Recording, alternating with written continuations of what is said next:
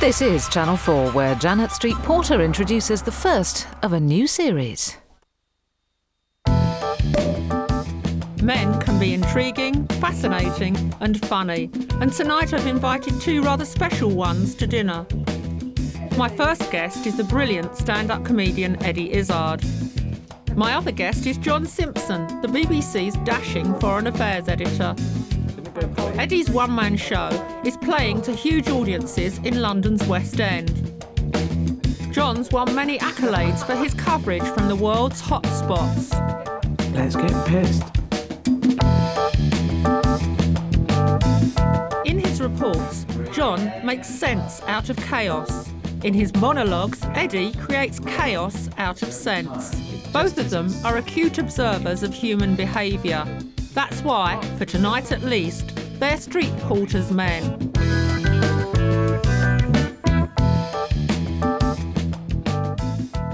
What I admire about both of you is that neither of you are frightened of fear. I mean, you're not frightened of dangerous situations.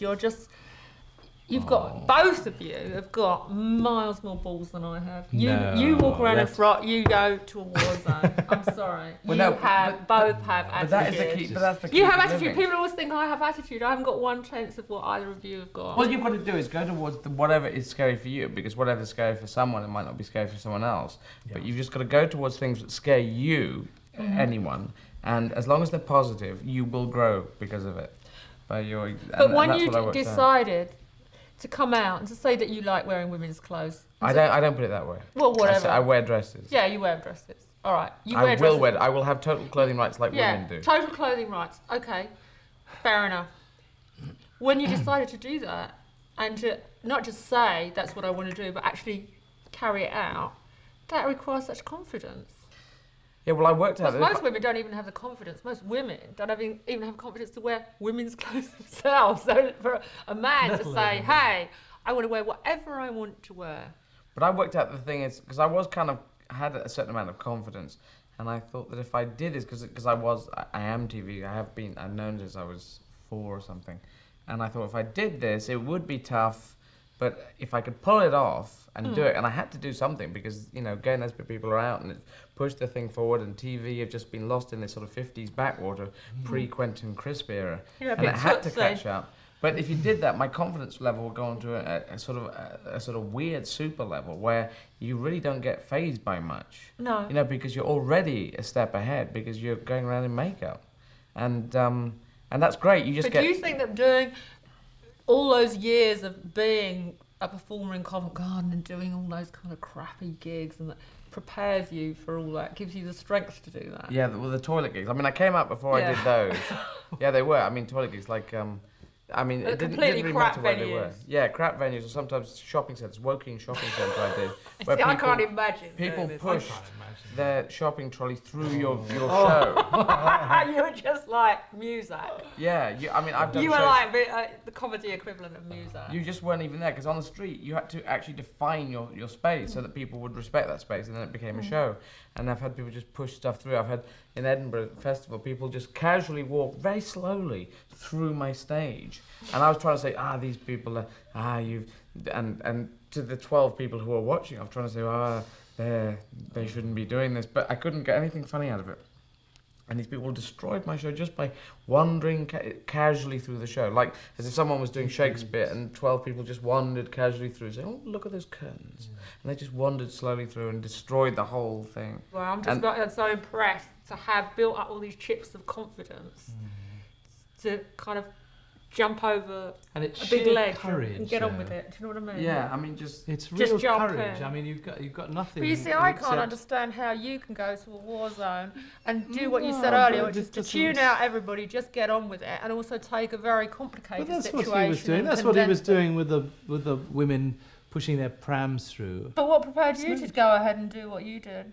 Because before, to go work your way up through the BBC, to do news reading, and then to go towards... Well, news reading is crap, and there's nothing in it, and it's empty. No, the only adrenaline thing about it is that it's live, the whole and thing you may can't collapse. mess up.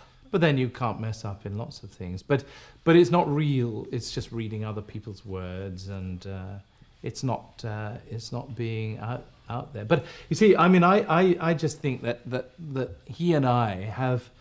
I'm going off to Colombia in about 5 days time, and I'm going to be going to. We're doing stuff about the whole drugs business, and we're going to be with some of the nastiest characters in the world, and the tactics that we will use are precisely the tactics he uses in this kind of thing. You can't disguise yourself. You don't want to disguise yourself. Why the hell should I disguise myself? I mean, I'm 6'2". I'm English. Yeah. I was educated at St Paul's School and Cambridge, and I don't want to deny it. I don't want to lie about it. I am who I am, and I work for the BBC. And we'll be walking down these streets, and all you have to do is avoid eye contact and just keep on, and don't. You've got to be tougher and stronger and more determined than they are, and it'll work just as you are. When you're with an audience, you've got to be more determined than they are. You've got to. It sounds fascist, but you've got to impose your will on them. The other fascinating fact about you is that at the age of 40 or 41 or whatever, you sort of entered your teenage years. It's almost as if.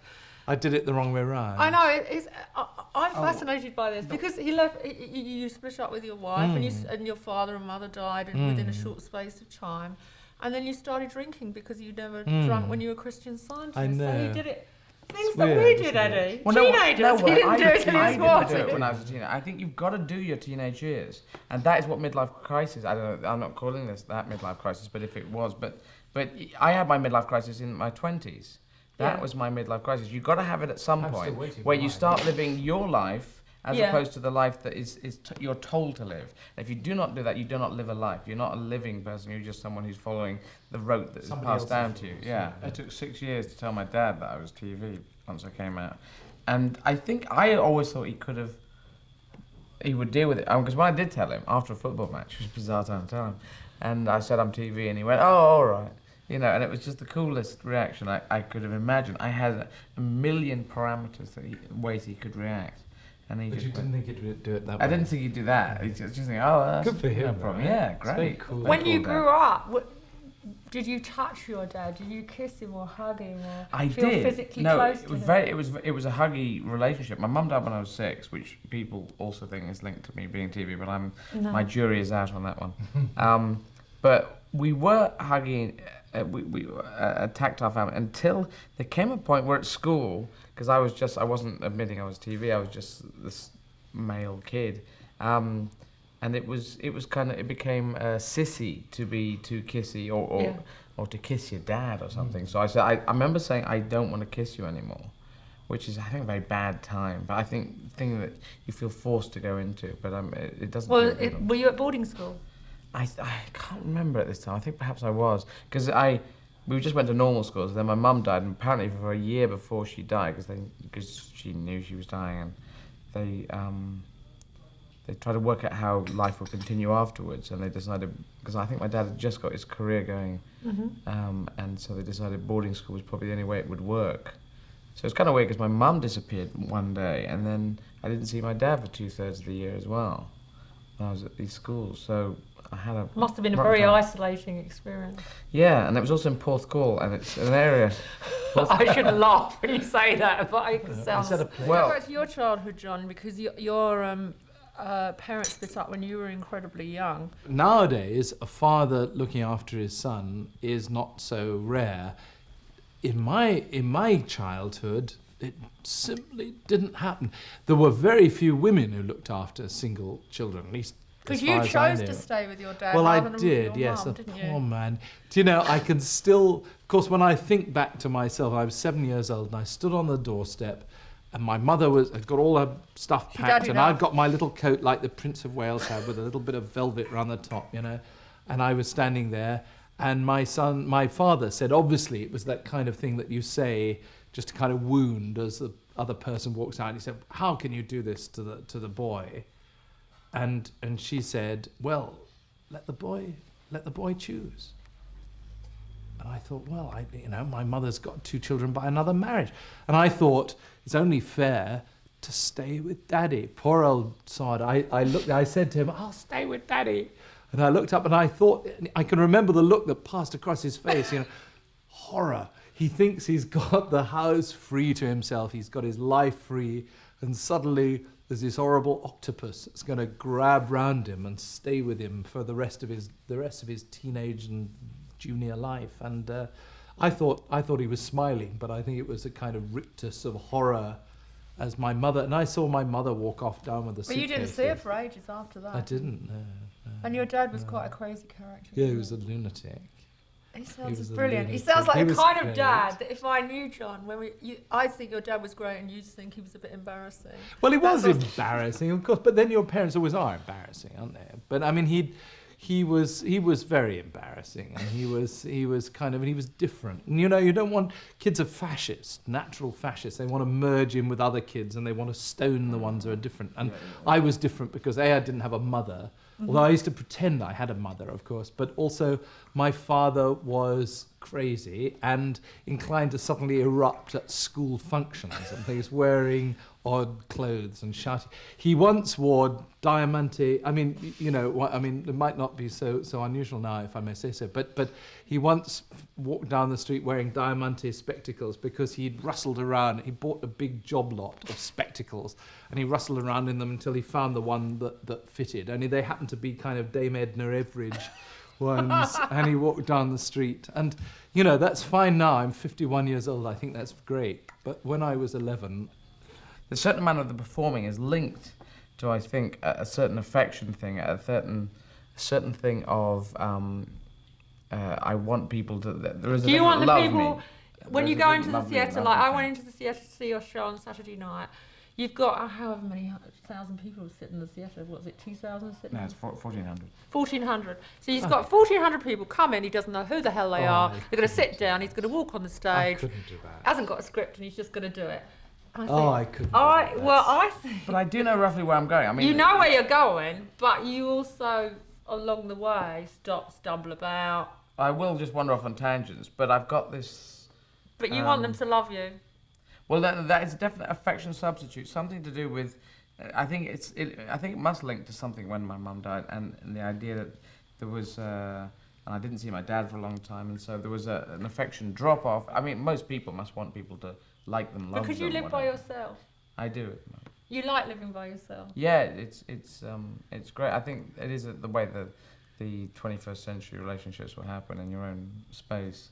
And Woody Allen and Mia Farrow were a good example of that until stuff went kind of haywire there. But But you live by yourself as well, don't you? I don't know. You I live don't with somebody know, now. no. I don't like living by myself. I thought I could, but I don't like living I by don't myself. like it. I don't know, but I always think it's a sign of weakness that I can't. So I kind of No. side with Eddie slightly on this one. But I was married so continuously for most of my life, and then I thought that I could manage to live by myself. I kind of am Well, a you should serial try. monogamist. You should really. be able to do it, I think. But what's the situation you felt most vulnerable in, that you felt most exposed to danger? Because both of you in your own ways, John in war and you... in just high heels. In high heels. You've Well- been out there. You've been in a war zone. Heels should have a warning on them. One, that you can't wear them, that you can't go a certain distance in them. And the women know this, but Yeah. but if you're a bloke who started wearing heels, you realise you should wear heels to get out of a car, go to a party, then get back in a car and go home. Yeah. And sit down as soon as you get in the room because they're just killers. And also, men actually, it's interesting, the word heels, men all call them high heels, women call them heels. Yeah. And for men, anything over that is six inches. That is 6 inches, that is 6 inches, that is 6 inches. And women don't really wear anything higher than that. So men have a real block off on the femininity area because they think it's all weakness and they don't, and that's why they have great difficulty going into wearing dresses or whatever, or makeup, because it's considered weak. So I have to be really ballsy while I'm wearing makeup. I had one time where I was in a queue for a taxi, minicab in Leicester Square, and I had a load of lad kind of people around going, it's a bloke in a dress, give him a real hassle sort of noise going on around me, while a bloke behind me in the queue was going, oh, I saw your show, I really like your show. So it was a compliment and humiliation happening at the exact same time, which was an amazing juxtaposition of emotion swimming around on that one. What's the most frightening thing that's happened to you, John? Has there ever been a time when you've thought, why, oh why have I got myself in this situation? Yes. Well, every time you get into one of these things, you get... I did a really stupid thing in Sarajevo. I thought, well, how interesting it would be to write an article. It wasn't even for the BBC. It was to write an article for The Spectator, which I worked for, about walking back through the dark, empty streets of Sarajevo at nighttime, at midnight in the winter. I thought, how interesting that would be. How interesting. Yeah, that was really clever. And I got to the first intersection and a sniper started firing at me and I lay on the ground and I thought, what am I doing? You know, I didn't need to be in Sarajevo in the first place, but I certainly didn't need to be walking home on my own in the darkness with a sniper shooting at me, and that was very stupid. But you know, you get a sort of amusement from the stupidity of it, really. And anyway, he didn't. The worst thing is, I mean, it's very funny what Eddie says. I mean, there's a certain sort of parallel experience here. The worst thing, far worse, believe me, than shelling, which is terrifying, turns your bowels to jelly, etc., etc., etc.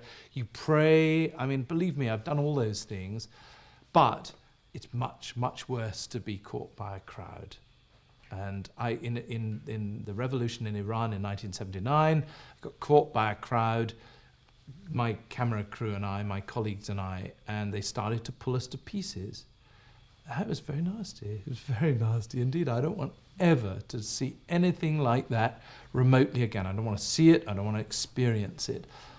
And we got out of it. I mean, we got out of it by making a joke, actually. It was great. The power of jokes is very important. But, you know, they were pulling at us, and there were bits of us in the clothes, you know. And the next stage was the unpleasant bit.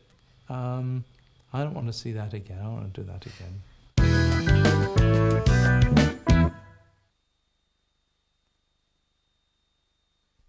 Want a pension that adapts to life's little changes? Talk to Prudence. Sometimes the snow comes down in June.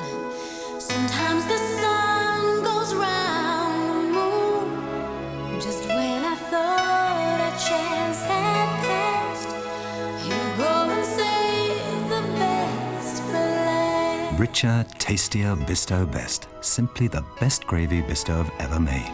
You go and save the best for last.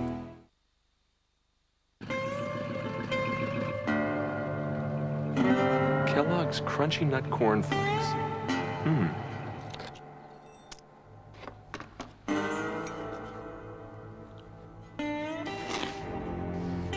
Delicious.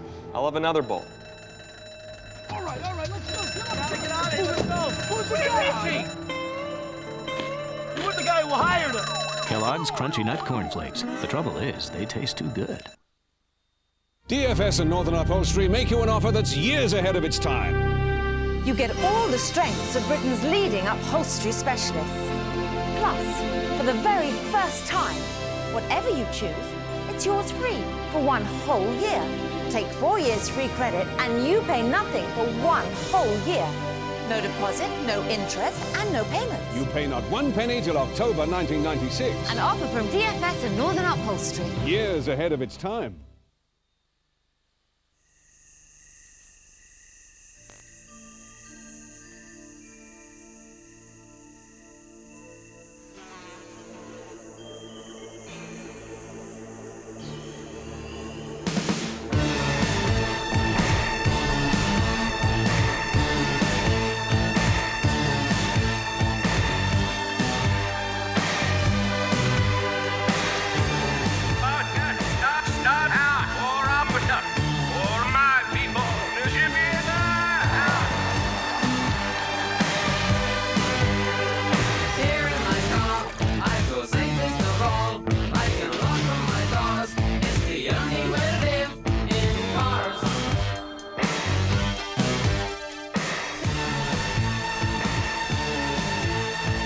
Carling Premier.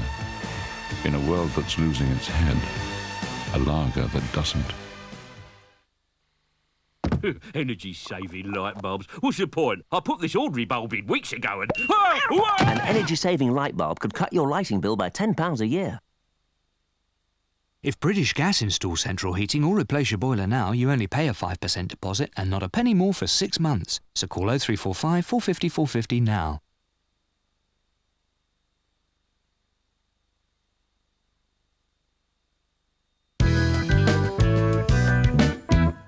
You're both experts, in my opinion, in observing human behaviour.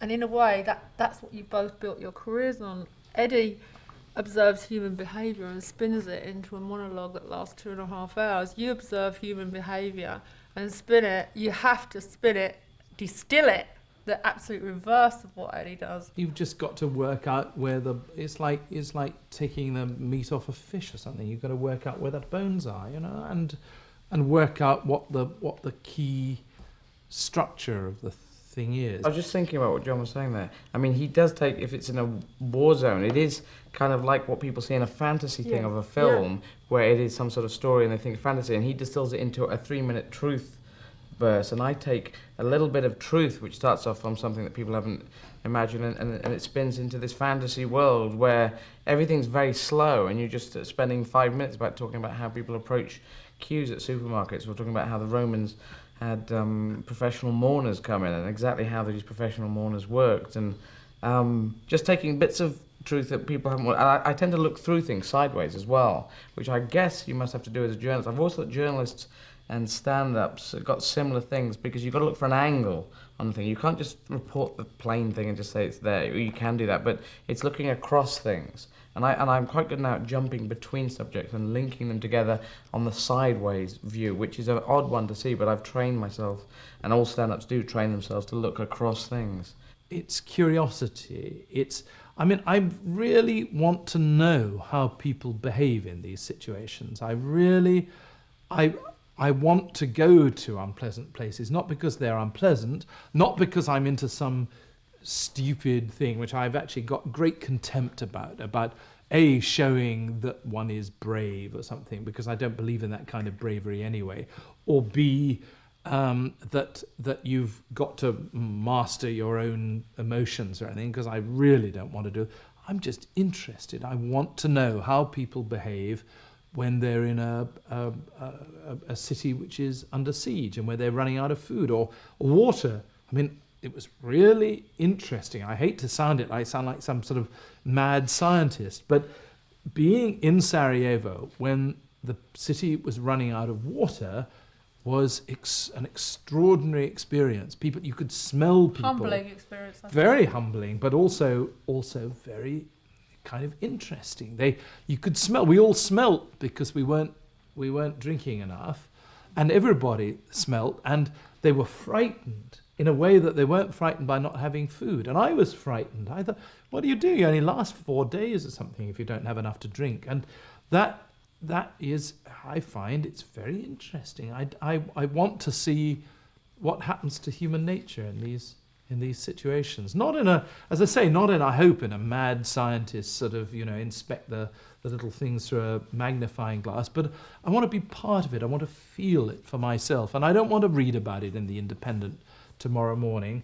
I want to know what it's like to be there. But have you ever felt you're not quite in control of the situation? Street performing gives you amazing things. It taught me how to have confidence in my pit of my stomach to go on the opera pitch that is Covent Garden Piazza with no roof. No one goes in the place with no roof, and to go out there and just to stand. You could stand there just like this, and people would. You're just giving off this vibe that you're going to do something that's going to work, and you cannot buy that. You have to develop that, and you have to just. And for a year I was completely crap at Covent Garden, and I went through this complete humiliation where I lost all my confidence, and then rebuilt it slowly, accidentally, and then I rebuilt myself in a different way with this confidence. That's real courage, though. Yeah. That's real. But I think all courage, courage comes in different forms. So mine is one form, and yours is another form, and a lot of people do it in different ways.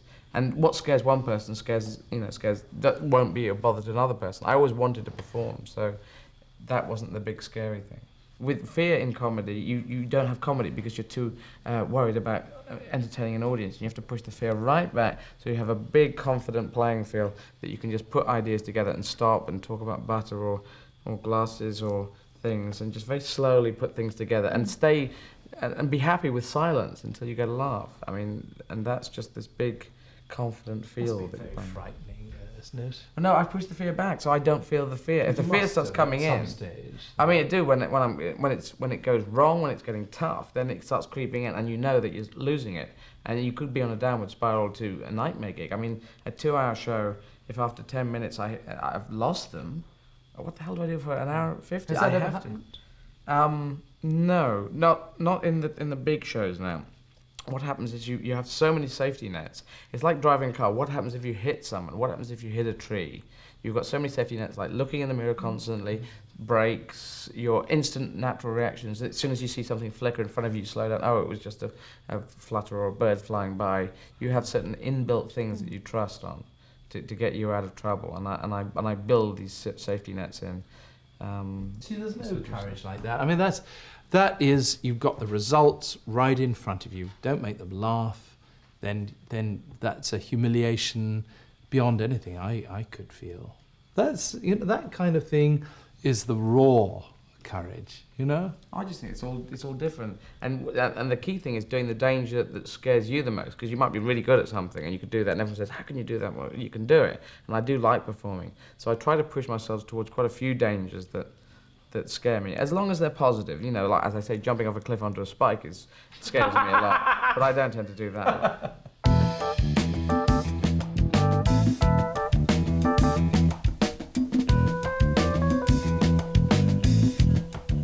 And Janet Street Porter's back next Saturday at the same time, 10:45.